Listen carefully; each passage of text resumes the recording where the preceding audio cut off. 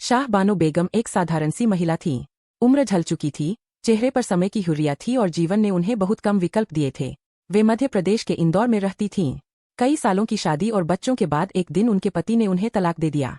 तलाक के साथ ही उनका सहारा भी छिन गया। न पैसा, न कमाई का कोई साधन और न ही समाज का साथ। लेकिन शाह बानो ने हार मानने से इनकार कर दिया। जब उनके पति ने गुजारा भत्ता देने से मना कर दिया, तब शाह बानो के सामने दो रास्ते थे, या तो चुपचाप अन्याय सह ले या फिर न्याय के लिए खड़ी हों। उस दौर में एक बुजुर्ग मुस्लिम महिला का अदालत जाना आसान नहीं था। समाज, रिश्तेदार और परंपराएं सब उनके खिलाफ थीं। फिर भी उन्होंने साहस जुटाया और अदालत का दरवाजा खटखटाया। उन्होंने कहा, मैं सिर्फ एक महिला नहीं हूँ, मैं भी इस देश की नागरिक हूँ। मुझे जीने का अधिकार है। मामला धीरे धीरे आगे बढ़ता गया। निचली अदालत से लेकर उच्च न्यायालय और फिर सुप्रीम कोर्ट तक पहुंचा। शाह बानो अकेली नहीं लड़ रही थीं, वे उन लाखों महिलाओं की आवाज बन चुकी थीं जिन्हें तलाक के बाद बेसहारा छोड़ दिया जाता था।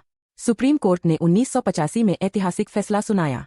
अदालत ने कहा कि तलाकशुदा महिला को गुजारा भत्ता मिलना चाहिए और देश का कानून सबके लिए समान है, चाहे धर्म कोई भी हो।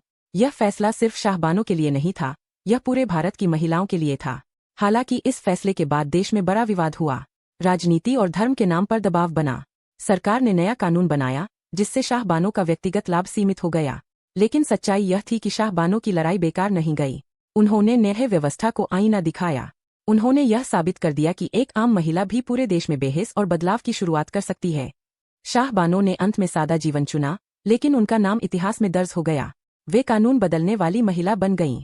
उनकी कहानी यह सिखाती है कि उम्र, डर, समाज या हालात, कोई भी चीज इंसान को न्याय मांगने से नहीं रोक सकती।